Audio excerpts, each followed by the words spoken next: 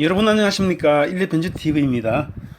그 옛날 서울행 직행버스, 그러니까 중간지점 고속도로 휴게소에 한 번 정도 정차하고요, 종착역인 서울까지 직행인 버스 여행에서 직접 겪은 상황을 기억을 더듬 정리하여서 될 수 있는 한 그때의 현장감이 나도록 썰을 풀어볼까 합니다. 먼저 아직 일레편집TV 구독자가 아니신 분들께서는 구독 버튼 살살 눌러주시면 대단히 감사드리며 썰을 풀어볼까 합니다. 제가 지금부터 들려드리는 이야기는요, 충격적인 실화입니다. 충격적인 실화.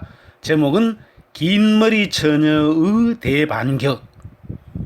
옛날에 그 총각 시절에요, 제가 서울에 가끔 갈 일이 있어서 주말이면은 주로 그 직행버스를 이용합니다.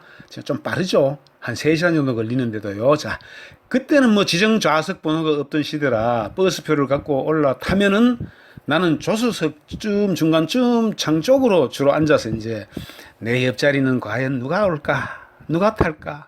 누가 앉을까? 이런 생각을 하여튼 뭐 어쨌든 간에 오른쪽 눈은 창밖을 응시하는 듯 이렇게 보고 왼쪽 눈은 버스 입구를 주시했지요. 그러면은 왜 왼쪽 눈으로 보는 버스 출입구를 주시하시는지 눈치채신 분들도 아마 계실 겁니다. 저와 같은 경험이 혹시 있으신 분이 계시면은 눈치채겠죠. 자, 왜 그러면은 버스는 뭐냐? 그 당시 기차를 타면요, 완행이 많아가지고 기차도 늦고 서울까지 6시간, 7시간 걸리는데요. 그 기차는 완행 기차 보면 그렇잖아요. 3명이 앉아요, 한 자리에. 그러니까 2명이 못 앉잖아요. 근데 버스는 어때요? 2명밖에 못 앉지요. 그러니까 옆자리에 제가 창 옆에 앉으면 옆자리에 누가 앉을까? 왼쪽 옆에 누가 앉을까? 누가 올까? 이렇게 기대가 있잖아요. 기대가 있는데 그 당시 저희 기억으로는 제 옆좌석에 앉는 사람이 10중 2, 3명 정도는 뭐 10번 차를 타면은 뭐 한 두세 번은 아마 젊은 여성들이 앉았을 거예요. 아마 지금 기억으로는요. 뭐 여러분들은 어떨지 모르겠지만 지금 저 나이가 또는 성별이 그때 제가 버스 창가에 앉아서 바로 옆좌석에 앉아버리는 꽝! 하는 그런 나이가 되었거든요. 씁쓸합니다, 참. 아무튼 출입구를 주시하는 왼쪽 눈에 포착된 정확히 긴 머리의 처녀가 슬슬 다가오더니 제가 속을 그랬죠. 여기 앉아라, 여기 옆에 왼쪽 옆에 앉아라. 이러는데, 아니, 제 옆좌석에 앉는 것이 아닌가요, 이거? 저는 이번에는 이제 뭐 땡 잡았다라고 생각하면서 왼쪽 눈을 원위치 시키고, 대단히 창밖만 응시하는 척했지요. 그리고 잠시 후 버스는 부릉거리며 터미널을 빠져나가고 고속도로를 타고 실주합니다. 저는 생각이 온통 바로 옆 팔과 팔이 닿는 이런, 참 이것도 인연 아닙니까? 그죠? 그 당시에 생각해 보면요, 젊은 시절에 팔과 팔이 닿는데 하여튼 긴 머리 처녀라 그래야 되나요? 뭐 미녀라 그래야 되나? 하여튼 그 긴 머리 처녀에게 꽂혀 있었어요. 어떻게 하면 말을 붙여서 3시간 정도 가야 되는데 이 3시간 정도 즐거운 여행이 될까? 이런 궁리만 했죠. 몇 가지 생각으로 정리가 되는데 한번 정리해 보면, 첫째, 무슨 말을 꺼내야 할까? 자, 첫째, 저 아가씨 어디까지 가시지? 이건 아니 당연히 서울이니까 이건 안 되고 꽝이고. 그다음 둘째는 저 아가씨 고향이 타는 곳이 똑같은데 그래도 고향이 달아서 있는데 이것도 참 이 촌스러운 것 같아요. 써먹으려 그러니까 같은 터미널이 같잖아요. 타는 터미널이. 그러니까 세 번째, 저 아가씨 나이가 이거 나이도 물으려 그러니까 이 숙녀 나이를 묻는 건 또 그때만 해도 이 숙녀 나이를 묻는 거는 또 저 실례라 그랬거든요. 그러니까 숙녀 나이도 묻지도 못하고 이래저래 생각하고 고민해 봐도 말을 붙여볼 거리가 마땅치 않아요. 그때만 해도 머리 긴 숙녀분들은요, 성격이 좀 까칠한 여성들이 많았어요. 지금은 어떤지 모르겠지만, 하여튼, 한 오래전에는, 그러니까 지금부터 한 30년 훨씬 넘었어요. 그때는 머리 좀 길고 이러면 좀 깔끔한 여성들은 성격이 까칠한 분들이 많아가지고 말 잘 못 붙여요. 큰일 납니다. 그래서 도대체 이 긴 머리 처녀도, 실눈으로 옆을 가끔씩 훔쳐보면은, 눈을 앞으로 고정시키고는 정말 아무리 찔러도 소리 한 번 안 낼 아주 까다로운 까순이 스타일인 것 같아요. 저는 그래서 4번째 단계의 작전으로 돌입을 감행했죠. 작전명 졸음작전. 좋은 척 하는 겁니다. 자, 그럼 그 당시에 제 졸음작전을 한번 들어가 볼까요? 자, 처음엔 정자세로 앉아 고개를 이렇게 쳐들고 입을 조금 해 벌려야죠. 그래야 이제 옆에서 이 남자가 좋은갑다 이렇게 생각하겠죠.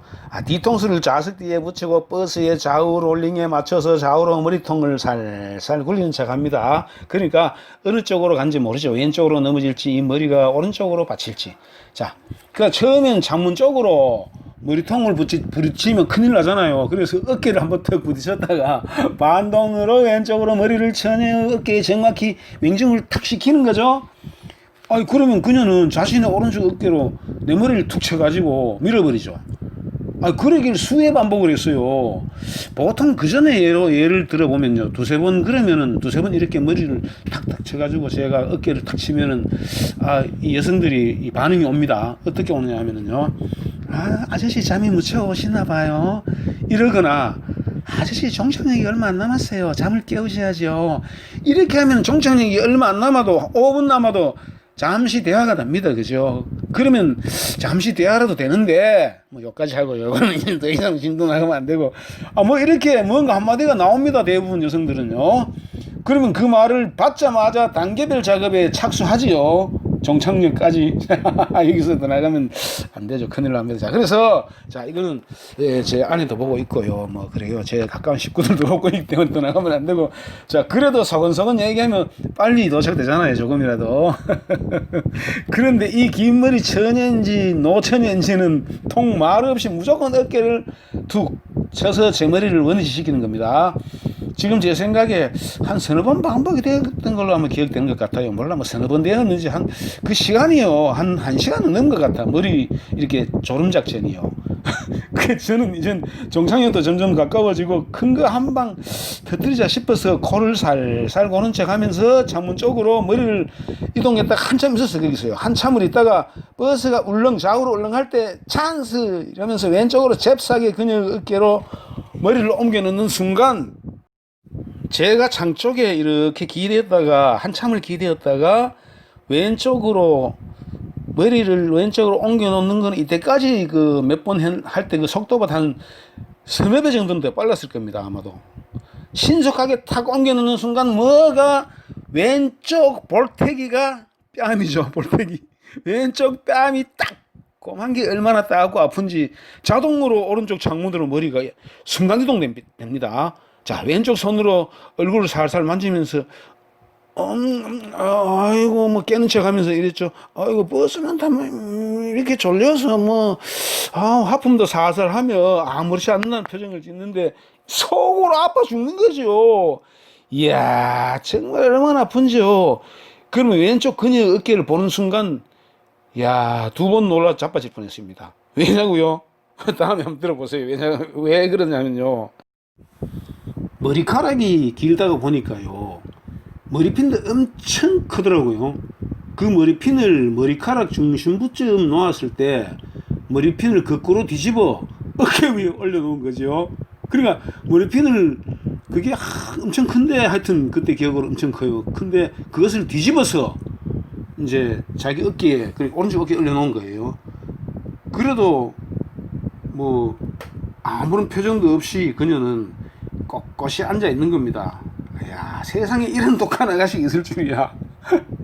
머리핀 돌리면 여러분 상상 가십니까? 대형 머리핀요, 넓적한 거 있잖아요.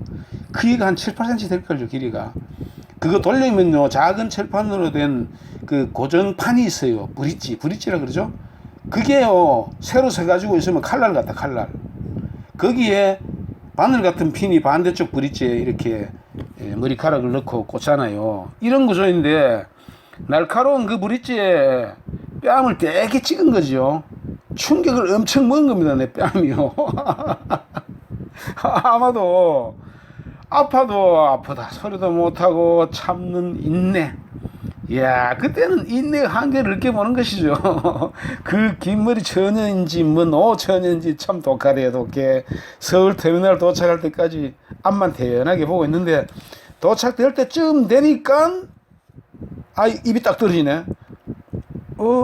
왜 핀이 어깨 위에 올라가 있지?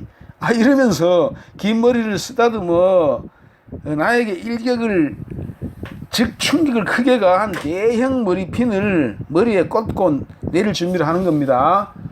버스는 어느덧 터미널에 도착되었고 나는 그녀의 뒷모습만 멍하니 바라보다가 화장실로 가서 얼얼한 왼쪽 뺨을 보니 머리핀에 충격 먹은 브릿지 자국이 2개가 선명하게 빨갛게 나 있는 것이 아닙니까? 그 이후로는요, 버스를 타고 싶은 생각도 없고요. 세월이 가면서 버스를 탈 일도 없어졌지만 지금도 간혹 옆을 지나가는 서울행 고속버스를 보면요, 그때 일이 떠오르곤 하지요. 제 얘기는 여기까지입니다. 저 얘기를 끝까지 들어주신 여러분들께 감사드리며 이 무더위에 건강 유의하시고요. 언제나 즐거움 속에서 행복한 생활 영위하시길 진심으로 기원드립니다. 안녕히 계십시오.